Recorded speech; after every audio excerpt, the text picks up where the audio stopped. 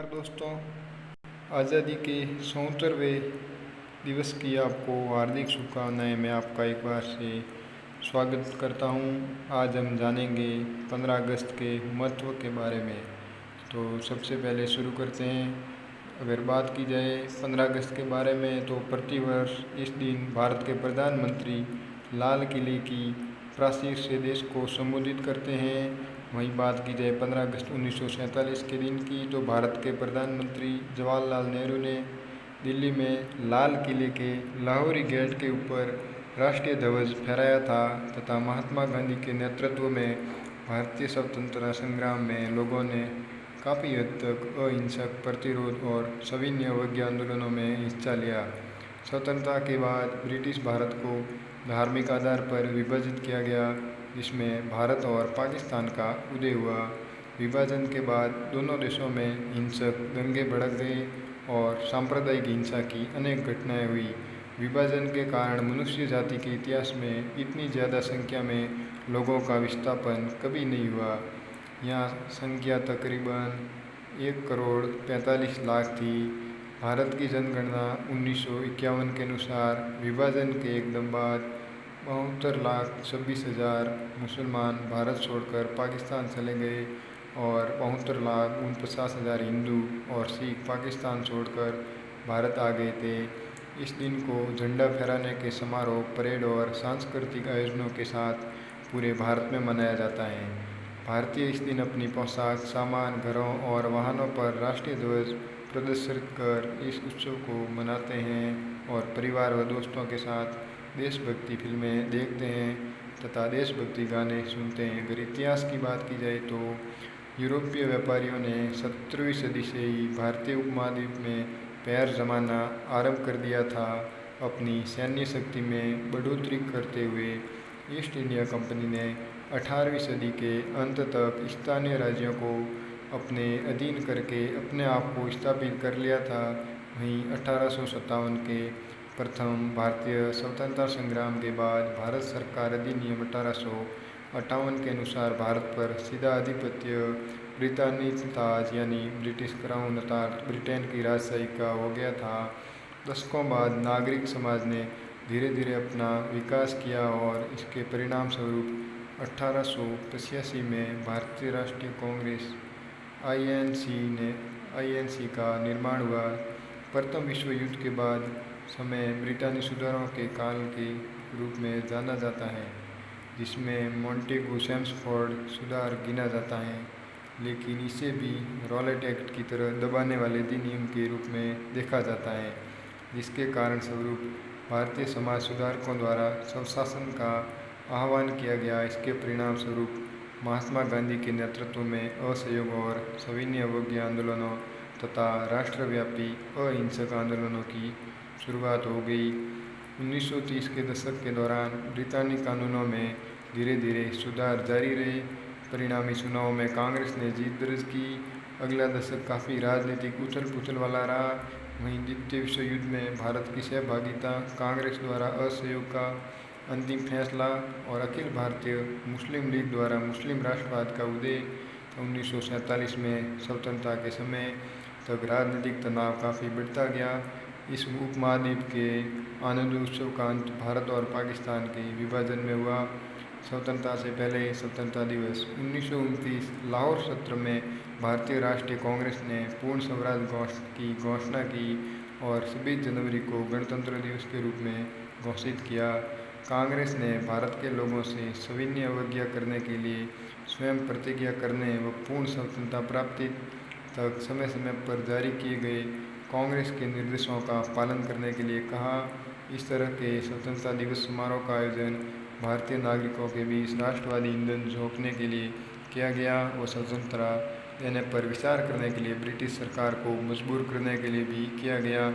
कांग्रेस ने 1930 और 1950 के बीच 26 जनवरी को स्वतंत्रता दिवस के रूप में मनाया। इसमें लोग मिलकर स्वतंत्रता की शपथ लेने लगे। जवाहरलाल नेहरू ने अपनी आत्मकथा में इसका वर्णन किया है कि ऐसी बैठकें किसी भी भाषण या उपदेश के बिना शांतिपूर्ण व गंभीर होती थी। गांधी जी ने कहा कि बैठकों के अलावा इस दिन को कुछ रचनात्मक काम करने में खर्च किया जाए, जैसे कताई काटना या हिंदू और मुसलमानों का पुनर्मिलन या निषेध काम या अछूतों की सेवा। 1947 में वास्तविक आज़ादी के बाद भारत का संविधान 26 जनवरी 1950 को प्रभाव में आया। तब के बाद से 26 जनवरी को गणतंत्र दिवस के रूप में मनाया जाता है। अगर बात की जाए तत्कालिक पृष्ठभूमि की, तो सन 1946 में ब्रिटेन की लेबर पार्टी की सरकार का राजकोष हाल ही में समाप्त हुए द्वितीय विश्व युद्ध के बाद खस्ता हाल हो गया था। तब उन्हें एहसास हुआ कि न तो उनके पास घर पर जनादेश था और न ही अंतर्राष्ट्रीय समर्थन। इस कारण वे तेजी से बेचैन होते भारत को नियंत्रित करने के लिए देशी बलों की विश्वसनीयता भी खोते जा रहे थे। फरवरी 1947 में प्रधानमंत्री क्लीमेंट एटली ने ये घोषणा की कि ब्रिटिश सरकार जून 1948 से ब्रिटिश भारत को पूर्ण आत्म प्रशासन का अधिकार प्रदान करेगी। अंतिम वायसरॉय लॉर्ड माउंटबेटन ने सत्ता हस्तांतरण की तारीख को आगे बढ़ा दिया, क्योंकि उन्हें लगा कि कांग्रेस और मुस्लिम लीग के बीच लगातार विवाद के कारण अंतरिम सरकार का पतन हो सकता है। उन्होंने सत्ता हस्तांतरण की तारीख के रूप में द्वितीय विश्व युद्ध में जापान के आत्मसमर्पण की दूसरी सालगिरह 15 अगस्त को चुना। ब्रिटिश सरकार ने ब्रिटिश भारत को दो राज्यों में विभाजित करने के विचार को 3 जून 1947 को स्वीकार कर लिया। वह ये भी घोषित किया गया कि उत्तराधिकारी सरकारों को स्वतंत्र प्रभुत्व दिया जाएगा और ब्रिटिश राष्ट्रमंडल से अलग होने का पूर्ण अधिकार होगा। यूनाइटेड किंगडम की संसद के भारतीय स्वतंत्रता अधिनियम 1947 के अनुसार 15 अगस्त 1947 से ब्रिटिश भारत को भारत और पाकिस्तान नामक दो स्वतंत्र उपनिवेशों में विभाजित किया गया और नए देशों के संबंधित घटक असेंबलियों और पूरा संवैधानिक अधिकार दे दिया गया। 18 जुलाई 1947 को इस अधिनियम को स्थायी स्वीकृति प्रदान की गई। अगर बात की जाए स्वतंत्रता तथा बंटवारे की, तो ये 15 अगस्त 1947 को हुआ। सुबह 8:30 बजे गवर्नेंस हाउस पर गवर्नर जनरल और मंत्रियों का 15 अगस्त के दिन शपथ समारोह हुआ तथा अगर सुबह 9:40 पर संवैधानिक सभा की और मंत्रियों का प्रस्थान तथा 9:50 पर संवैधानिक सभा तथा स्टेट ड्राइव, वहीं 9:55 पर गवर्नर जनरल को शाही सलाम, वहीं 10:30 बजे संवैधानिक सभा में राष्ट्रीय ध्वज को फहराया गया था तथा सुबह 10:35 पर गवर्नमेंट हाउस तक स्टेट ड्राइव, वहीं शाम 6 बजे इंडिया गेट पर झंडा समारोह किया गया था तथा शाम को 7:45 बजे आतिशबाजी प्रदर्शन, वहीं 8:45 बजे गवर्नमेंट हाउस पर आधिकारिक रात्रि भोजन तथा रात को 10:15 बजे गवर्नमेंट हाउस पर स्वागत समारोह किया गया था। यह 15 अगस्त 1947 का प्रोग्राम था। लाखों मुस्लिम, सिख और हिंदू शरणार्थियों ने स्वतंत्रता के बाद तैयार नई सीमाओं को पैदल पार कर सफ़र तय किया। जहाँ पंजाब की सीमाओं ने सिख क्षेत्रों को दो हिस्सों में विभाजित किया, वहाँ बड़े पैमानों पर रक्तपात हुआ। बंगाल व बिहार में भी हिंसा भड़क गई, पर महात्मा गांधी की उपस्थिति ने सांप्रदायिक हिंसा को कम किया। नई सीमाओं के दोनों ओर 2,50,000 से 10 लाख लोग हिंसा में मारे गए।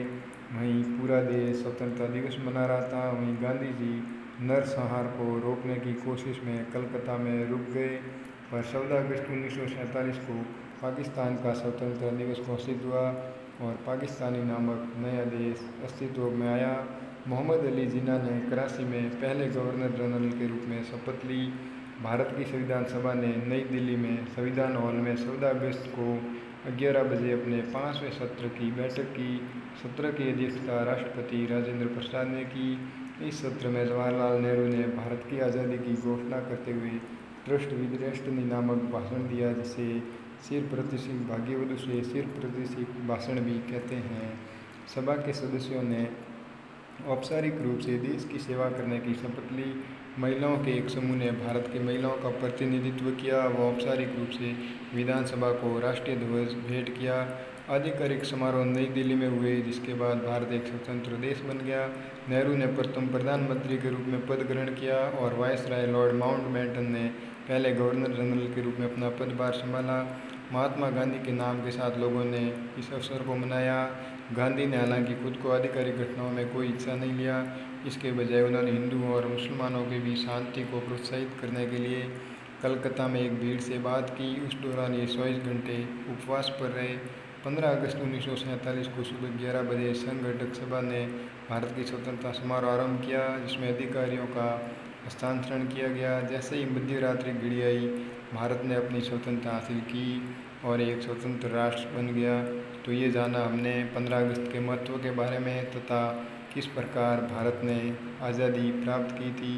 दोस्तों, वीडियो अच्छी लगी हो तो चैनल को सब्सक्राइब कीजिए तथा ज़्यादा से ज़्यादा शेयर कीजिए। नमस्कार, वंदे मातरम, जय हिंद। दोस्तों, एक बार फिर से 15 अगस्त की आप सभी को हार्दिक शुभकामनाएं।